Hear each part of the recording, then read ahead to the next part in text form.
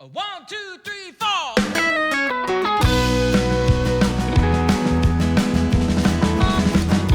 She looks up to a mausoleum. Never understood her freedom. Can't find herself anywhere anymore. She's never understood her time. Welcome back to Between the Takes. Thank you guys so much for checking out this video. I am here with the legendary Rob Tait. Does this legendary? I don't think I've hit legendary. Dude, with how many people I've seen you play with and the way those sessions just went, I'm going to say legendary just because there's not that many people in Philly who can do what you did and do it that well. Oh, you're very kind. But here's the thing, and I told you this behind the scenes, which is that my band is one of the best bands in the city or even the tri-state area because all four of those cats play with everybody, and I've known them for a long time. We've been in bands, different groups together, and it's just that easy. And they're professionals, you know, they do their business, right? And they sing amazing. They all have their own groups, and it makes my job so much easier. I'll write a tune. In fact, I have a whole new batch of songs, and I just started showing the band, and I'm telling you, within seconds, they knew exactly what to do. And my job is super easy. I just have to be in the front. That's fair. That's fair. If you want to give them all shout outs real quick, just so everyone knows who they are so they can look them up. Sure. So Nicole Sapos plays bass for me and sings. Will Courier plays guitar and sings. He also plays pedal steel on this record. And then, let's see, Eric McGarry is a brilliant guitar player. He plays acoustic and electric for me, but he also is a jazz guitarist. He has a record out on all the streaming services and Bandcamp. I recommend buying it on Bandcamp. Support your local artist. And then, of course, Adam Flicker was playing keys for us. Adam plays for everybody. His roots are so deep in the Philadelphia scene. With this podcast to be an hour and a half long if I was just listing credits. The guy plays for everybody, and he's a savant, right? So we had a recording date in, 2.5 years ago for this record. And I sent him the tunes, and Adam is such a legend. He learned the tunes. He rolls up. He does 3 different takes of everything. It's all different. So you can kind of pick and choose what you want for on the song. He's brilliant. He's a legend. I'll give him legend. He was nasty. Yeah. I soloed up what he was doing for a second while you guys were playing. I'm just like, mm-hmm. Oh. Yeah, he does that. And every person says the same thing. Is the man's a genius. He's built different. Yeah. Literally built different. And plus, he has great taste in keyboards. That Nord. Yeah. Fabulous. But you know what's funny is his Leslie's in the shop, or else he would have had the B3 today. His Leslie was in the shop. Yeah, so he couldn't. He usually plays the B3 and the Leslie whenever he plays. But his Leslie's in the shop, so he couldn't play that today. So it's a drag. But lots of B3 and Leslie players in the Philadelphia area, that's for sure. We might have to drag him back out for another session when he has that fixed. In fact, I play in another group called Cordelia Blue, which is an organ soul band, organ soul rock. And Pat Bickle, John Bickle, Luke Farrakhan, and myself. And we're putting out a record this Friday. This will come way after that. But amazing band, Cordelia Blue. You might be seeing Rob Tait again. Sweet. You see how I did that? So I'll slip him a 20 later. My wallet's over there. But I'm super thrilled with the record, and the band just makes it that easy. Yeah. Yeah. You guys, like I said, it was so much fun. You all sounded great. Like you said, your musicians that are backing you up are crazy. And it's cool hearing you say that they all knew exactly what to do. I was curious, are you a multi-instrumentalist? Yes. Okay. I was curious because I was wondering how the songwriting went with you fronting as the drummer. I was like, oh, does he play anything else? He has to, right? Well, that's not necessarily true. A lot of singers, not a lot, I'm generalizing, but there are singers that don't play and they'll have a keyboardist know exactly what to do and then add chords later. I come from a folk Americana background where I played guitar and sang with my dad. And so James Taylor, Zach Brown, Paul Simon, just a few, Ray LaMontagne, Bruce Springsteen, those are my people, right? And just learning those progressions. And then I started writing tunes on my own, mostly because the bands I was in, or the bands I was in, doesn't matter. Everyone kind of stopped. So I was like, all right, time to get my thing going. And I had kind of wrote, but I finally got back into the swing and it just started coming out of me it was just natural and it was exciting. And then that's what this batch of tunes kind of turned into. And it's been super exciting. I have a whole new batch we're working on now too, just like getting ready to go back into the studio and record. And I just love storytelling. It's so much fun. You're like, every song is like a little Martin Scorsese movie. Like, you know what I mean? Just like make a little, like just something happen. In fact, I love that description. Right? Yeah. Like you get to kind of create your own little world. In fact, I have this new song. It's called Postcard. And whenever I do like solo things, I'll play finger picking and sing. And this specific song has been doing so well when I perform it live that like it's the first thing I'm getting ready to record with the band for the next batch of tunes. And that's kind of where the tunes come from. So I'll either write on keyboard or guitar, make a voice note if I'm being lazy, because sometimes we are. Sometimes that's all you got on hand. Yeah. Or you make a little BS Logic demo. But the thing that I'm afraid of, and I don't know, you're a musician and as well as an audio engineer. What's that phrase, demoitis, where you just fall in love with the demo? So I'm afraid of it. So I don't make the full thing. Yeah. That I get that. That's fair. I think Do you run into that? I've run into it, and then I never ever make the song because I'm like, oh, I don't want to just make a demo and get like a crappy recording. Exactly. And I'm just like, it's just a cycle and a loop of me telling myself I'll do it later and having never done it. It's almost like you get it just to the point where it's like, it feels like it's beginning to become complete. It's like, get off of it. All right, I'm done. Yeah, I'm done. Like you get like the basics down, just like, for example, for this band, enough to point them in the right direction, and then let them take over. Yeah. Because I'm a good drummer, I'm a good finger picker, but these guys and gal are just incredible. And so I take my BS parts, I go, make them better, and they do. I think it's also just accepting in a band, like, they are the band. They are part of the artistry. It gives them a little bit more buy-in as well as the backing musicians. It gives them investment into the song. It gives them like their own emotional attachment to it because they're like, I made that part up for this. I wasn't just told to come in and play it because like, what's the point other than that? Because if just anyone can play it, well, I can be replaced. So I don't really care about coming out to this. Yeah, and it's been an open conversation. It's like back in the day, I mentioned James Taylor earlier, and it's not like I only listen to old tunes, but this example just pops to mind. There's a bass player named Lee Sklar, who's one of my favorite bass players, but he played with James Taylor for a long time, and he would create his own parts, and like the artist would get out of the way. Of course, producers kind of point where they want them to go, but like your history plus my history makes something different. Like this band wasn't the band that's on the record. Actually, the only people that are on the record are Adam Flicker and Will Courier. The other two aren't, but they've become part of a new version of this group, and it's been really exciting. That's cool. And it's its own little fingerprint. I like that. I dig that. That's something I've talked about before with the band. I forget which artist it was. I've probably said it with like 5 artists talking about how bringing in a band, you not only have your influences, you have everyone's influences now. You could have like a snarky puppy bass sound meeting up with a Aerosmith guitar tone, meeting up with just whatever. Like there's so many different directions that everything is coming together from, and it's always going to give you something unique out of it. I want to hear that though. I want to hear the snarky puppy Aerosmith. I love Aerosmith. Oh yeah. Like the guitar is like, no shade to anything else in the band. The guitar is one of the best things about Aerosmith, I think. Yeah. The drums are not. I love you, Joey Kramer, but I mean, sorry. Exactly. Yeah. Like it's that thing, like the color wheel, when you put two different colors together and make something that hasn't been made before. Like this band is different as opposed to the band that's on the record. And that's why I think artists who change up their backing bands or the touring bands always get a lot of flack, but it makes a lot of sense.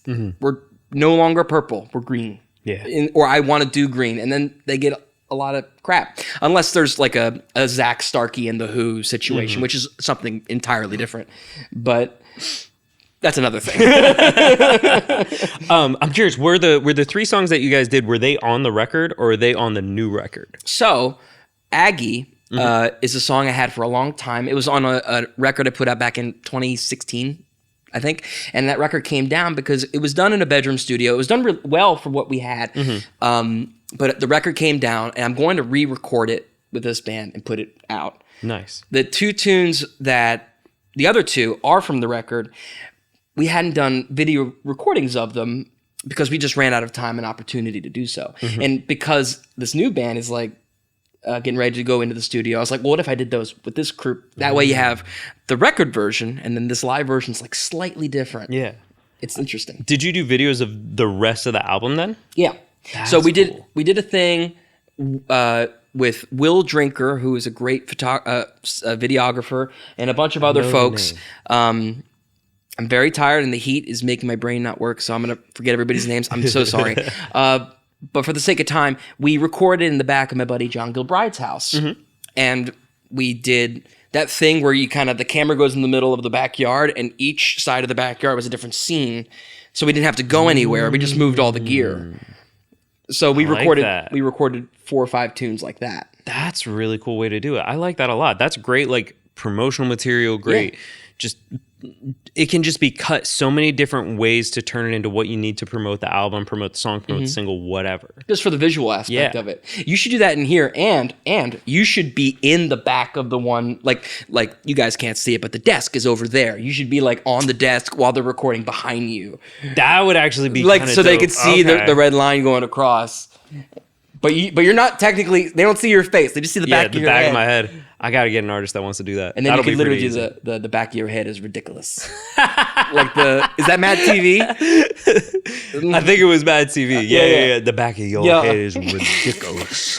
Where your boyfriend at? Wait, Yvonne. That's a French name, Yvonne. I think it's Yvonne. Anyway. That's funny. Yeah. That's funny. Yeah, that is Mad TV. But that's what I'm saying is I think the video aspect is so important, and if you can find a space that has you guys know, a space that has like multiple angles that you don't have to do too much, but you still get a different effect. It's beautiful, kind of like what's it called? The Fearless Flyers. Like the Wolfpack guys, they do that. They're just going from living room to living room, or just turning the camera a little bit to make it just slightly different. It looks different enough, yeah. And just like what you guys do with the colors in here. You got to differentiate each song so it actually does feel different, and it can affect the vibe of the song as well. Because like doing it in the backyard, I'm sure like you could think about things like, all right, well, the sun's shining on this side a lot more than it would over there later. Let's do like the bright, happy song right now. And then when we want to get a little bit more moody, we'll be under the shade of the tree kind of thing. That's exactly what we did. He knew what we were doing. But that's exactly right. And you have to like time it with the day, and also like not to piss anybody off, like none of the neighbors. Like we didn't have a problem, but people were coming over. We're like, oh, here it goes. We're gonna get yelled at. And they were actually, asking what the name of the band was because they wanted to follow it because they got video. But all that to say that I think there's way more opportunity in shooting live video. Just like just move the scene. It's in the same room. It does the same thing. Yeah, but it's very exciting. Very. Yeah. One thing that I keep thinking of that I wanted to ask you, how with being a multi-instrumentalist, how did you land on being a drummer when you front your band? Okay. I went to school for drums, and I wanted to be a big band drummer, but there aren't many of them left. And you can't make a living. I can hear it in how you play. Yeah. I can hear that big band vibe in how you're playing. We'll have to talk about that later. Okay. But I love that style so much, and I love jazz, but like I kind of moved more into the jam band space and like singer-songwriters. I play a lot with some singer-songwriters. In fact, we met again with Maggie May's performance. I was playing drums for Maggie's record release. That's when we finally talked about getting you scheduled to come through, I think. Yeah, because because that was the second show in a row. Really funny, we did her boyfriend's show, his Koopaloop, who also has been on the Futon Sessions. We did his album release show. And then Maggie May's album release show, you played drums for as well, which she's also been on the Futon Sessions. Check both of them out. Yeah, Koopaloop is like one of my favorites to go back and just put on in the background, by the way. I like Hills of Akaroa and Bubbles. Oh, So fun. Dreamy. So fun. No, I had a blast recording those. I'm on the record, and then Josh has kind of become Maggie's drummer, and I play with Coop when I can, but he's lately been playing with his bandmate in Muskrat Flats. Good people. Yeah. But still, like that shows your versatility as a drummer too.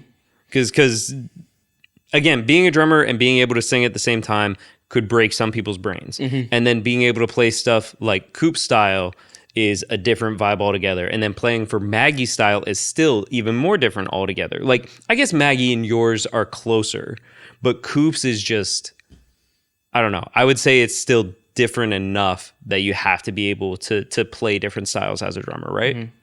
I've been lucky to kind of dip my toe in tons of little genres.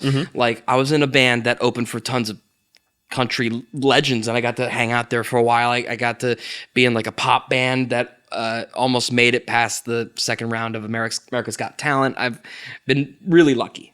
And to have my own band is, I finally get to go, okay, here's my thing. But I've been very fortunate, and like the same thing with all the dudes and people that I play with, like Nicole, Adam, Eric, and Will. They all play with all these amazing artists, and they all play different styles, and that helps with the again putting the concoction together. Yeah, and it's so fun to kind of hear like the influence. Like, one thing that's fascinating is Adam Flicker loves Indian music. So sometimes he'll kind of put some of that sauce in this, and it's like, what is that? And it's just so much fun, and it's you don't expect it. Yeah. But to answer your question, the influences all help. I've been really lucky, and in terms of the drumming and singing, it's not as hard as you think, and here's why: is because the rhythm that's happening here is almost always being done in the body, almost always. And so here's like behind the scenes stuff, or what's the phrase, like behind the curtain? Yeah, is I'm a right-handed drummer, so I'll be subdividing with my right hand, just for the most part, unless I'm doing like a shuffle or something funny. But the vocal pretty much always lines up with the subdivision. Almost always. There are a couple different tricky rhythmic things, but it's not as hard as you think. And you know what's funny is more and more singer-songwriter drummers are popping up. Tons of them. And of course, I'm going to blank right now on everybody. But like, for example, Chestnut Grove has a singing drummer. Isabella Croce is a singing drummer. And then you get the big names, the real legends, like what's his name, sang with Bruno Mars, Anderson .Paak. Yes. And people like that. Yeah. Like, there's tons of them now. It's definitely popping up. And I mean, I always forget the band that had the drummer singer. It was like Jellyfish. It's some hair metal band. I can't even, or not even hair metal. It was just some kind of metal band from like the 80s. I want to say Def Leppard? No. I don't remember. I think that... I might have just looked really stupid. No. It's okay. It's okay. Do you know how often I say something stupid on a podcast? We all do it. We all do. That's fair. In fact, let's put a little thing on the bottom. How many times Rob says something stupid on this little interview? Leave it in the comments. See, we'll have like a little subdivided thing. Subdivision. Right hand, remember. But type it with your right hand. No. Yeah, okay. So, but all that to be said is that there's tons of singing drummers right now. And I think we are a supportive instrument. But the coolest thing is when you get to support yourself and like Levon Helm, for example, he's the drummer for the band and he played for everybody. But he said it best. He's like, I get to emphasize my vocal no matter what. If you think about it, like if I have like a syncopated thing, I'm going to hit the vocal with my kick drum or a crash or something. It's like I almost have the opportunity to italicize or change the shape of my vocal with what's happening here. Does that make sense? Yeah. No, that makes a lot of sense. So I need the band for the chordal structure stuff and for the support, but I get to kind of... Singing drummers should be more popular just because I can enhance the vocal with what I'm doing. I'm supporting myself. Yeah. Hearing it all makes so much sense. It's just like when you initially hear it, you think, oh, that's got to be hard to work and figure out. But hearing your description of it, like broke all of that down in my brain to where it made so much more sense now. It looks it. I don't want to call it a parlor trick, but it kind of is. The minute you go singing drummer, most people go, "Huh, I'd like to see that," and they come see the show. Yeah. Now, I love it, but it kind of brings up a point that you brought up earlier: is that I need to hire a lighting guy because I can't move anywhere. And one thing that somebody taught me was that, like, because I'm stationary, I have to be super animated with my face. I noticed that in the videos. I was like, this man has some of the best energy I've ever been able to catch on here. It's because I can't move. I'm stuck. So that's really the reason, is I have to be overly animated because I'm stuck in one position. I can't run around the stage. Can't do it. Like we were talking about other artists you've had in here, like Kozer, for example. Kozer doesn't play an instrument, but she can run around the stage and she sings like a MFer. But like, I'm stationary. Yeah. So I've had to learn, and I'm getting better at it, but I've had to learn how to do it that way. Yeah. Nah, dude, your energy was like captivating, but also very, very oh my gosh, wow. Silly. Silly. Your energy is just like, it's easy to feed off of it. Yeah. Like it didn't feel like it was a drag getting through the songs. Everyone felt like excited, like, all right, cool, now we're on to the next one. It's not like, oh my God, we gotta do another one.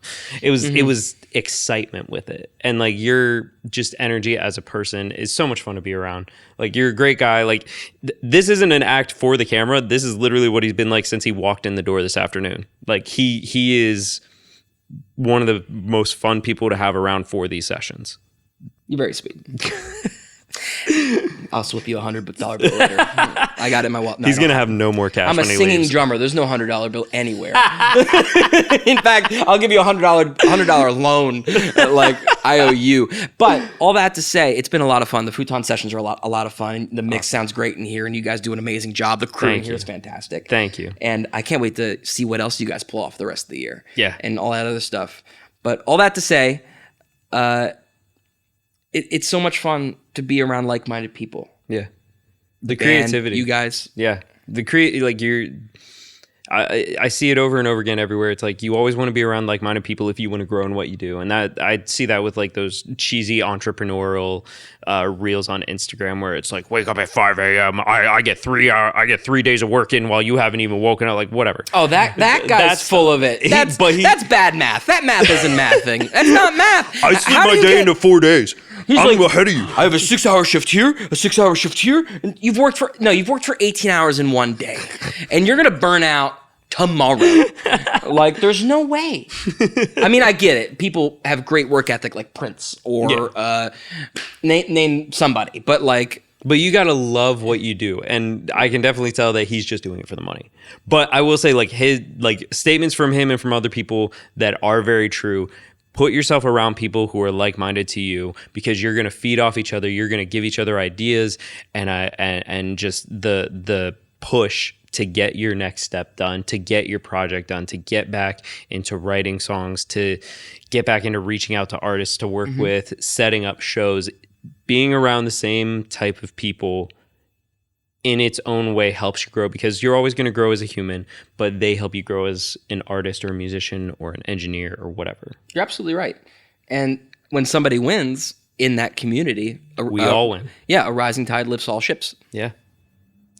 Dude, Rob, it has been so fun having you on. Thank you so much for coming having out, me, man. I'm like, I hadn't met you until those shows, and then I'm like, how have I not ever had this guy around? Well, we're both from different communities, really, if you think about it. But now there's like a cool crossover happening. Oh, yeah. This is the crossover episode.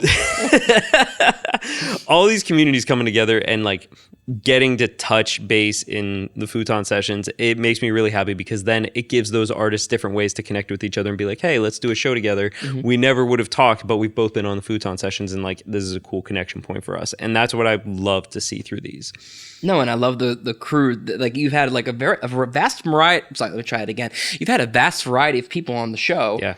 And the sessions, and it's really cool to watch. The band you had on last week. Who knows? Was that? You talking about Who Knows? Yes, I believe so. The four-piece? The jazz crew? Yes. Yeah. They're fabulous. Yeah. And then you've had 314, who I've talked to before, and then, Great of course, guys. Maggie and lots of folks like that. And it sounds incredible. But now you have like a community that have all been on the Futon sessions, and we all know one another via that, and be like, oh, there they are. I've got a list still that I got to go through. I'm like, all right, I got to hit Emily Drinker. I got to hit... oh, wow. Now I can't remember the name of the band. Were they in that community? Yes. What kind of stuff do they do? Let's game of 21 questions. Hoffman's in it. Is it Roberta Faceplant or the Funky T? Funky T. It was Funky T. See? Same community. He knows. Yeah, we're all in the same crew. Yeah. But I mean, it's interesting. Yeah. This is a big community, but it's also very small. Yeah. Yeah. But it's helped me connect to bigger artists even beyond Philadelphia. It's helped me connect with everybody that is doing well in the city, and I just want to be a stepping stone that people can hit as they rise, a stepping stone that people can hit as they're already big. Mm-hmm. I don't know. But we're also lifting. Well, I hope we're helping you out too. Oh, like definitely. the Futon sessions are a phenomenal, like audio experience, and this place looks beautiful too. Thank you. And these windows. I don't know if you can see the windows. It's got some sunlight is all I'm saying. Yes. But thank you for having us. Really appreciate it. Of course. Yeah. I know we'll see probably every one of these musicians on again at some point just because of you saying who they play for. I mean, your bass player alone is a solo artist that she and I are already going to talk about dates very soon about when she's coming back on. And I know that we're going to connect again for your other projects as well. Mm-hmm. Thank you so much. Is there anything you want to mention real quick? Anywhere that they can keep up with what you're doing, follow you? Yeah. All that? I'm on Instagram a lot, at Rob Tait Music, ROBTAIT Music. We don't like the TATE people. They're the bad Tates. Like they're the alter ego We're not Tates. potatoes here. I'm kidding. But I put out this record in October of last year. Very proud of it. It's called At the End of the World. And you can get a fancy vinyl version, which is like, you ever see the movie Arrival? Mm-mm. It's like a cool science fiction kind of film, but I wanted like the trippy vinyl. You guys can kind of see that, I hope, with the lights. He and stuff. gave me that. But this is for these guys, and it's been a lot of fun.